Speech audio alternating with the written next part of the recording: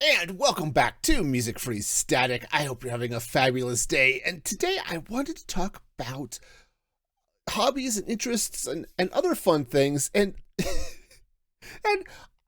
you know, it's weird. Okay, I gotta tell you, I have hobbies and I have interests like many people. For example, I like to play Minecraft. Right? Not surprising, I suppose. I also like to watch Minecraft streams and videos and to change things up. When I walk to work, I'll listen to podcasts like the Spawn Chunks Minecraft podcast from Joel and Pixel Riffs. So, diverse interests, right? I joke a little bit, but like every joke, there's a grain of truth to it. Now, I tend to get a little. It's funny, in my notes I put the word obsessed. I'm not entirely sure that's the right word, but my interests are not so much broad as they are deep, right? So I said I'm really into Minecraft. I went through that list at the beginning, right? I like to play it. I stream Minecraft. I make Minecraft videos. I like to watch Minecraft streams and videos, right? This is what I like to do. And that's not the only thing. I mean, I am a man of somewhat more diverse interests than just Minecraft. I also like Star Wars. And that's about it. No, I'm kidding. No, I do the same thing with Star Wars, though. I watch the shows and the movies. I'll read the books on occasion. It depends on what I have available. I don't have the ready cash at the moment to go out and be buying a bunch of Star Wars books, but I'll check them out from the library and stuff when they're available. Though, slight tangent, I haven't been real thrilled with a lot of the Star Wars books that have been coming out. The High Republic stories have been really good. Some of the others, not so much. So I haven't been as excited to read a lot of the Star Wars books. I read a bunch of them back in the what's now Star Wars Legends days, the old extended universe. I read a bunch of that stuff. But that's not what this podcast is about. See, this is I tend to dive deep on certain things. No, but I watch the shows, I watch the movies, and I really love Star Wars. I listen to podcasts about Star Wars. The Force Center podcast in particular is one of my favorites. And I watch Star Wars videos and YouTube stuff, right? Stuff like Star Wars Explained and all this, right? That dives deep into the canon and sort of fills me in on the things I'm not going to read. Like, I'm not going to read the Star Wars comics. I don't enjoy comics as much as like actual books. Not that the authors don't write good stories necessarily. It's really hard for me to find a comic that the arts and the story and the dialogue all sort of syncs up in the right way. I've read a number of comics that the one I got into was Green Lantern. I've always liked the character of Green Lantern. When I was growing up, I watched the Justice League cartoon, Super Friends, right? All that silliness. But I always liked Green Lantern. So when there was a graphic novel, it's more like a trade paperback of the Green Lantern Blackest Night storyline, I thought, oh, I got to get in on this because I've heard amazing things about this storyline. And it wasn't good. At least I didn't enjoy it.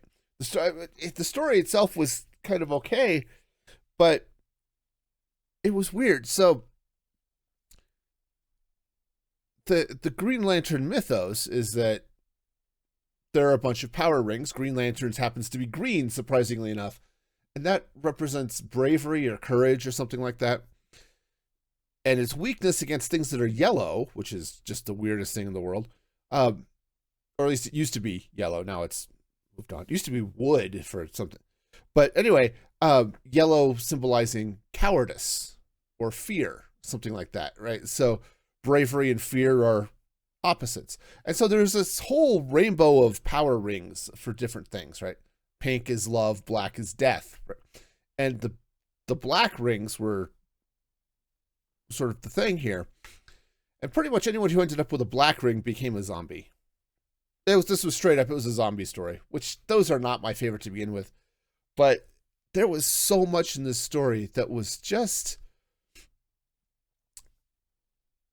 the panels didn't sync with the story. It just felt like the art was going faster than the dialogue and the narration, right?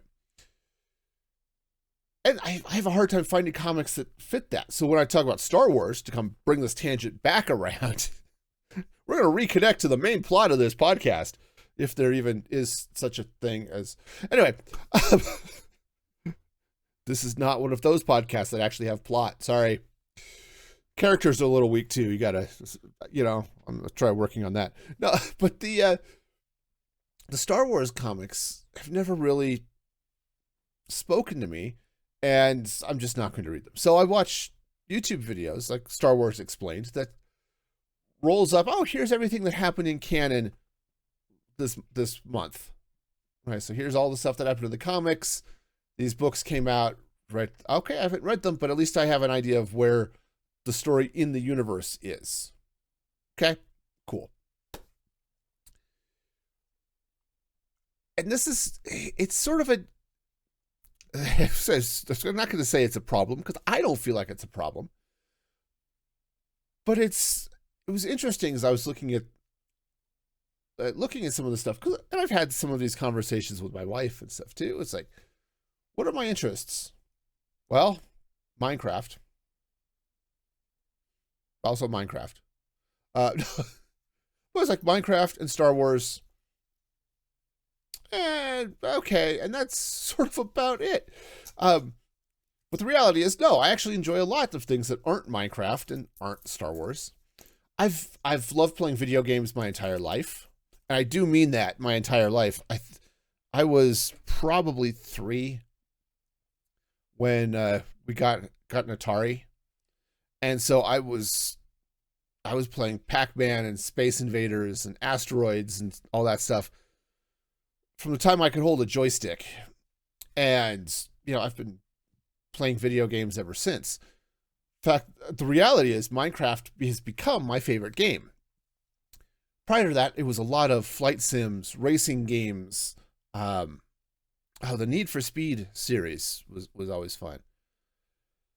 Flight sims, usually combat flight sims. I didn't like Microsoft's Flight Simulator, where, I'm going to fly the 737 from New York to Denver, and no, that was not my thing. I liked fighter games. One of my talk about interests colliding.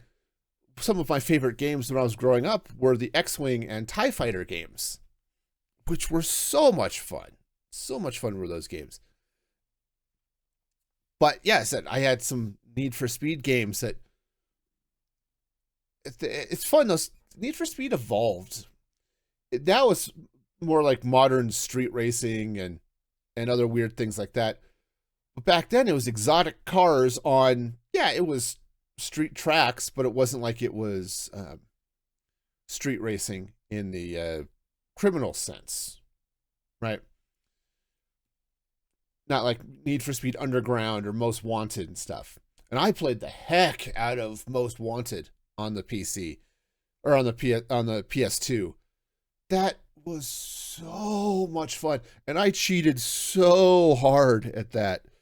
Anytime I was arrested by the police, which happens a lot in that game, that's sort of an ongoing theme, I just reset the game because it didn't autosave. Or it did, but I knew the autosave didn't happen until after you were arrested. So, yep. I've done it. I've been busted. Quick, run over, hit the reset button. And boom, let's go. We're going to race this again. The game annoyed me a little bit. I hit the end of the game, and now I've got to flee the city with the cops willing to destroy the city to get me. And the storyline is I'm doing this whole thing to get my car back, which was stolen. We raced for pink slips, and the other guy cheated to get the car. So the idea is that this car is the greatest thing ever. But when I actually got the car, it wasn't nearly as nice as the car I had just been racing in. And so it's like, oh, come on. I want my other car back. This car sucks. So anyway, I love doing all that stuff. I like to read. And I don't read as much as I used to. Like as a kid, I mean, I always had a book. And now, I mean, I like to have a book handy. I read a lot on my phone. When I talk about checking out books from the library, I do it online. Because going to the library is a pain. And it's nice to scroll through, and it's a little bit more searchable and stuff on my phone. And it means if I'm sitting around somewhere waiting for something to happen, I can spend a little time reading. So it's good. Often I'll just read in like 5-minute, 10-minute, 15-minute chunks. And that's about it. I'll come home for lunch from work, and I'll have lunch, and then I'll sit down. I've got about 10 or 15 minutes before I have to go back to work, and I'll read a little. But I enjoy reading. And my taste tend to go towards fantasy, sci-fi as well, but I've read a lot of good sci-fi, but fantasy tends to be where my enjoyment lies. But I also am into military history, so occasionally I'll try to find a good book on military history and read some of that. I also like not just history in general, but sort of the history of nations, which is closely related to military history. Like, I love political science. I love the concepts around politics as a theory, and the concepts of what makes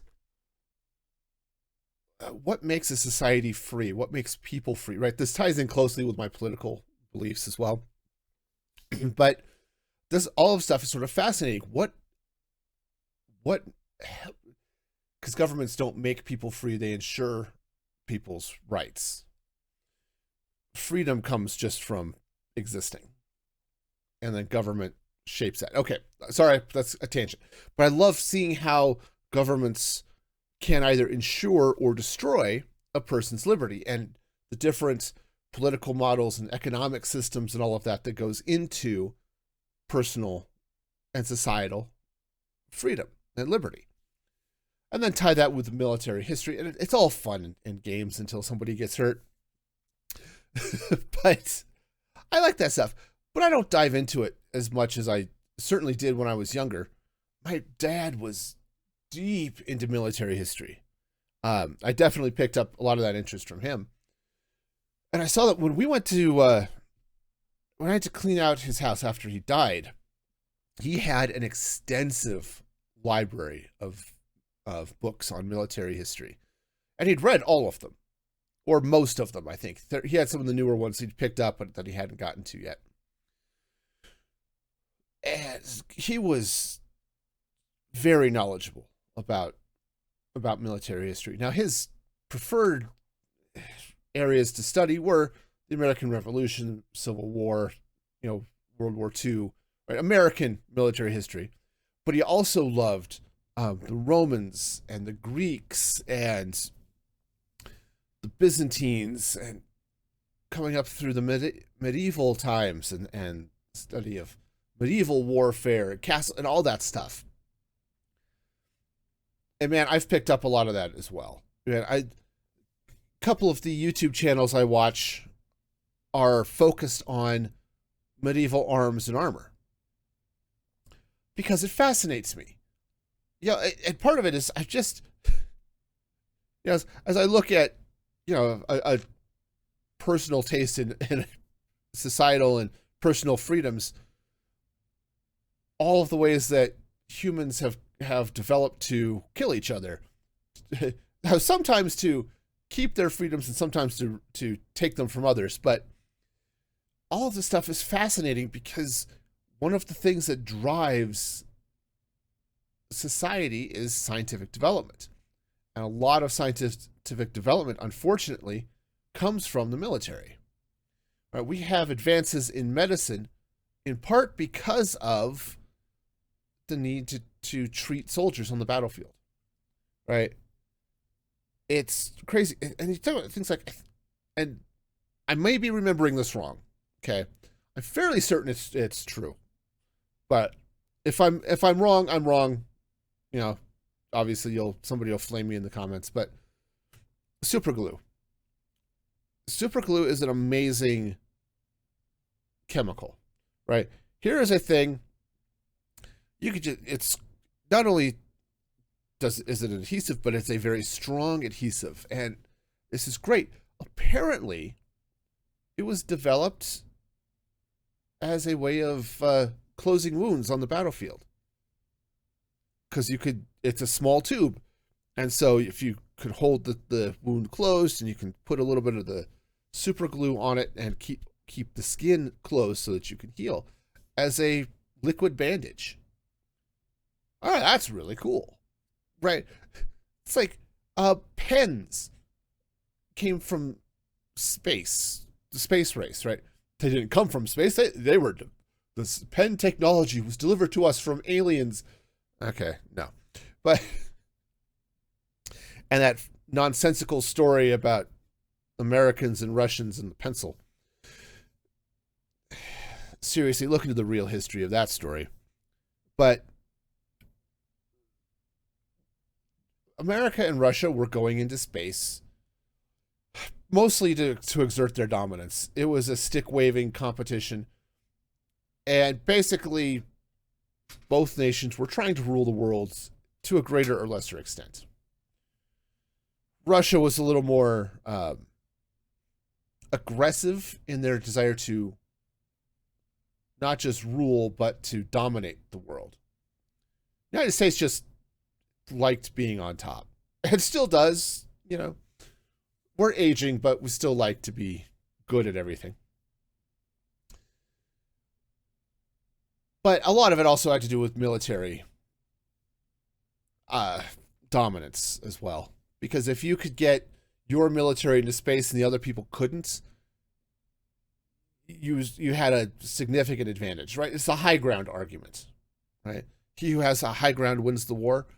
Not quite accurate but if you can put weapons where the other person can't stop them, you can win. That's the reality of warfare, right? If I can shoot you and you can't shoot me, I'm going to be able to win this fight. Well, so both countries were launching people into space, and there was a need to take notes and, you know, they had to write things down. It happens, right? You have to do math, and sometimes complex math requires that you that you have to write down what you're doing. And both nations use pencils to do it, but pencils have a problem in a space capsule because graphite powder is conductive. And so if your pencil breaks, or even just the graphite dust, could potentially lead to shorts and things like that. It's not great. So an American company, I think it might have been Bic. I could be wrong. But it decided, okay, let's develop a pencil that can work in space.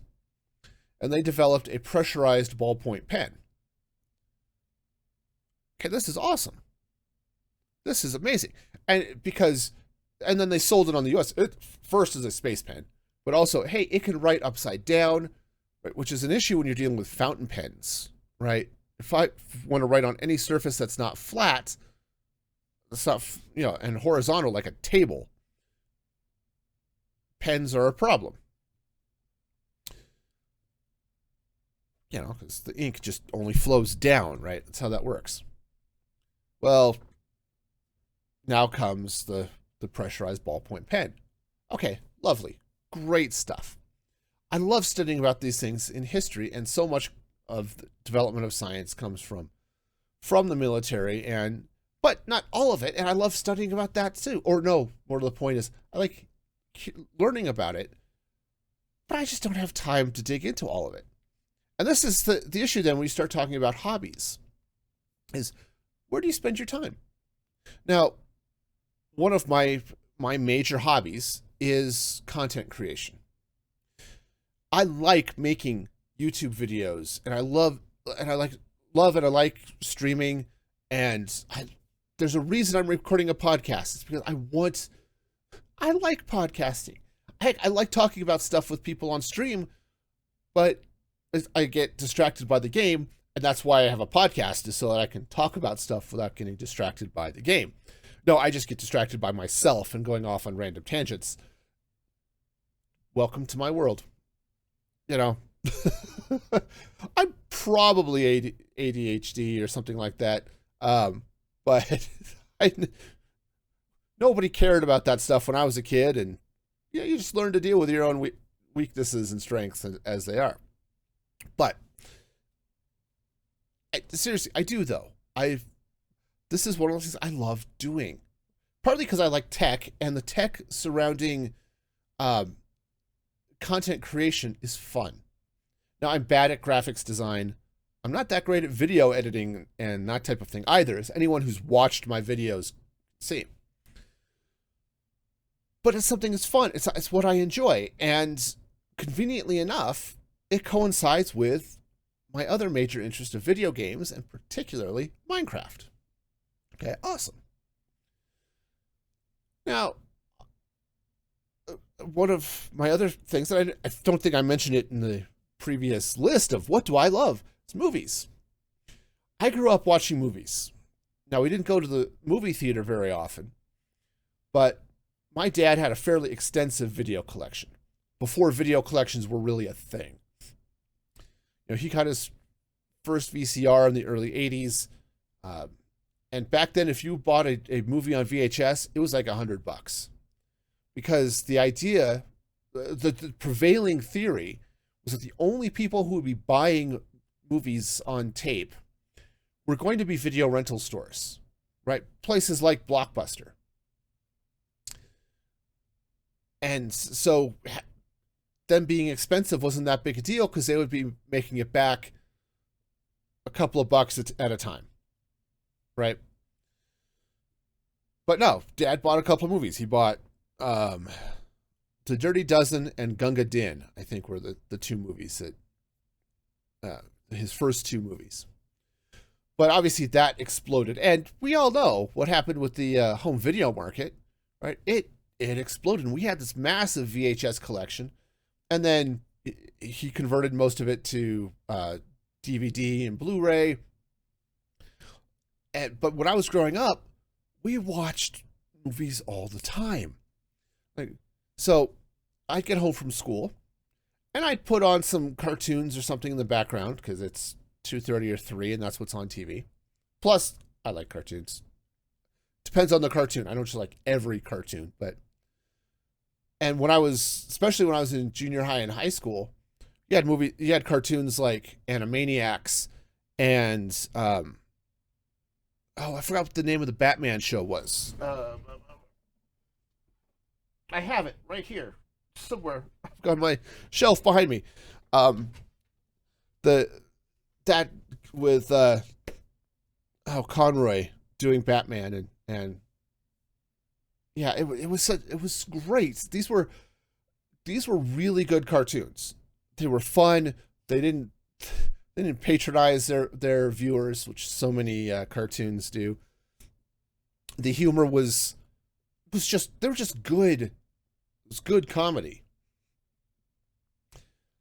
So I'd watch all that stuff, and I'd get my homework done. Okay, usually I'd get my homework done. Okay, often I would get my homework done. If it wasn't English, I would get my homework done. I hated doing English. I often joke that the reason I'm a math major is because English is hard. The reality was English wasn't hard. It was just boring. So, anyway, so, but I get my homework done. My dad would wake up because he worked nights or mornings, technically. He worked swing shift for the Denver police. And so he'd work, I don't know, 2 to 11, whatever that morning shift was. And he'd come home and he'd sleep until I'd get home from school. And he'd get up a couple of hours later, make dinner, and we'd spend the evening together. Often. Often I would go off and, play on my computer, right? Video games, right? But we'd have dinner and we'd watch a movie, and sometimes we'd watch a couple of movies a night. And, movies were a big part of my childhood. Now I like to watch movies, but if I watch more than one a week, it's a surprise. Mostly because a lot of what I'm watching now is YouTube and Twitch. Now, Twitch tends to be background noise. I'll put that on the background while I'm at work, or sometimes while I'm editing, or if I'm grinding out stuff while I'm in Minecraft, because, content creation. There's a grind that doesn't always make it into the video for good reasons, right? So I'll throw that stuff. Like last night, I had to do some editing for clips. I was editing clips for one of my streams, or actually several of my streams, but for the new Going Solo series I've got, that officially the first video has come out this week as this podcast goes to air. You can tell I grew up in the 80s when everything was still broadcast, right? But yeah, while I was doing that, I threw up some streams in the background. I was watching Mandolin's stream for a while, and then when the time came, Impulse, SV, Tango Tech, and Schizoman all started streaming as they were going to do End City raiding without armor. They were just going to run in like maniacs, and it was fun. So I put on a couple of their streams.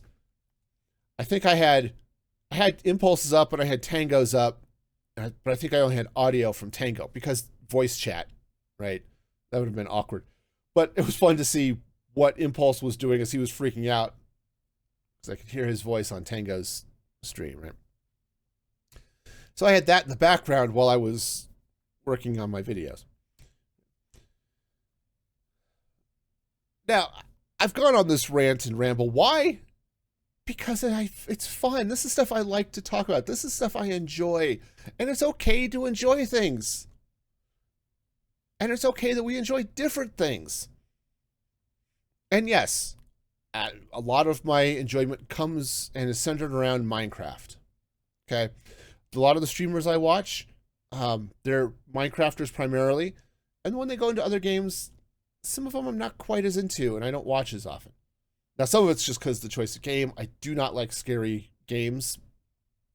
So when Impulse goes into Phasmophobia, I don't watch those because I don't like the scary games, right? Bunch of people were playing Lethal Company. Same thing. The game's designed to be scary, and I don't care. I don't want to watch that stuff. So that's a little different. But anyway, there are things I enjoy, and yes, they tend to be narrow. My interests are narrow. I like Minecraft. I like movies. Again, tend to be into action comedies and just straight up comedies, and sometimes a good romantic comedy. And also, did I mention I like comedies? I do, but I like a good action movie. It's why I've loved the Marvel movies, most of them. You get through the Infinity Saga, and the Marvel movies, the MCU, was mostly a series of action comedies with greater or lesser degrees of comedy, but there were always a few laughs, and I've always liked a good action comedy.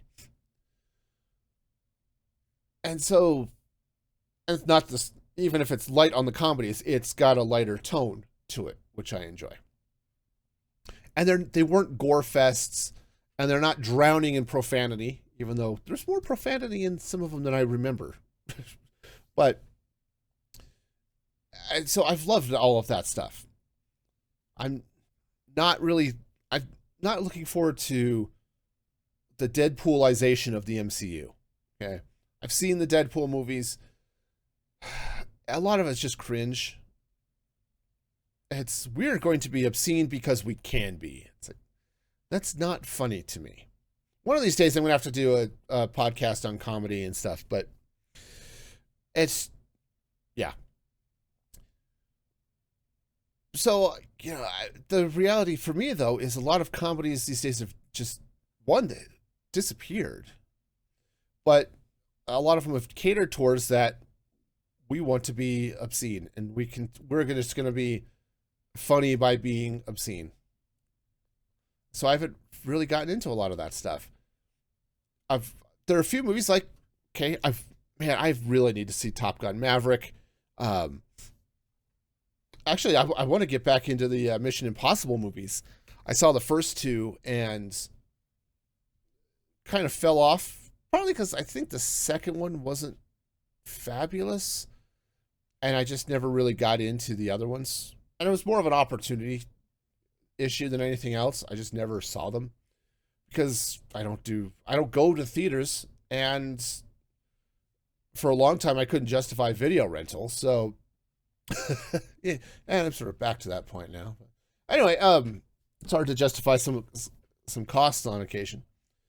This is what happens when you have 3 kids in college. A lot of disposable income is not disposable anymore. So, but anyway, all of this, it's okay if you have a limited set of interests. Nobody said you had to like everything. And so, hey, it's okay. It's fun. What you like is what you like. If you're into woodworking or hiking or skiing or all of that, and you'd like to read skiing magazines and all the new tech on skis and poles and snowboards and what cool goggles exist, right? What smartwatch or fitness tracker works best in cold temperatures and stuff. That's cool. Be into that type of thing, right? And enjoy it. Enjoy what you're into. And I hope this diversion into my hobbies, my interests, and just what is fun maybe will encourage you to have fun and be excited about things, even if it's stuff that no one else seems to be excited about. Because nobody can tell you that what you like is wrong. Okay? I mean, they can try, but your likes and dislikes are yours, and they are yours. You are the only one who can decide if what you like is what you like. So like what you want and have fun with what you want, and don't be afraid to follow your hobbies and your interests. And until next time, be excellent to each other. And this is Music Free Static signing off.